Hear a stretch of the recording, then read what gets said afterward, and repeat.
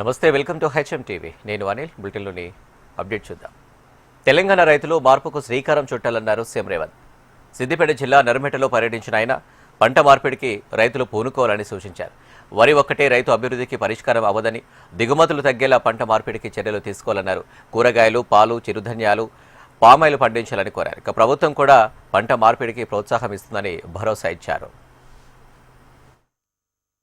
తెలంగాణ రాష్ట్రంలో పామాయిల్ పంట ఈనాడు 3 లక్షల ఎకరాలకు చేరింది. 3 లక్షల ఎకరాలు కాదు, 10 లక్షల ఎకరాల పామాయిల్ పండించినా కొనడానికి ప్రభుత్వం సిద్ధంగా ఉంది.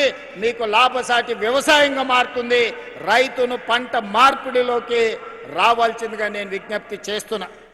ఇవాళ ఎక్కడ చూసినా పాలు ఎక్కడి నుంచో కొనుక్కుంటున్నాం, కూరగాయలు విదేశాల నుంచి తెచ్చుకుంటున్నాం, కోడిగుడ్లు పక్క రాష్ట్రం నుంచి తెచ్చుకుంటున్నాం, తమిళనాడు నుంచి. మరి చికెన్ కావాలంటే ఒక దగ్గర పోతున్నాం, పాలు కావాలంటే చిత్తూరు పోతున్నాం, కూరగాయలు కావాలంటే ఇంకో రాష్ట్రం పోతున్నాం. ఇట్లా ఏది చూసినా ఇవాళ ఇతర ప్రాంతాల నుంచో, ఇతర జిల్లాల నుంచో, ఇతర రాష్ట్రాల నుంచో, ఇతర దేశాల నుంచో దిగుమతి చేసుకునే పరిస్థితి వచ్చింది. దీనికి కారణం ఏందో మా రైతన్నలను ఆలోచన చేయమంటున్నా. మా తుమ్మల నాగేశ్వరరావు గారికి నేను సూచన చేస్తున్నా. రైతుల చైతన్యం తీసుకురావాలి.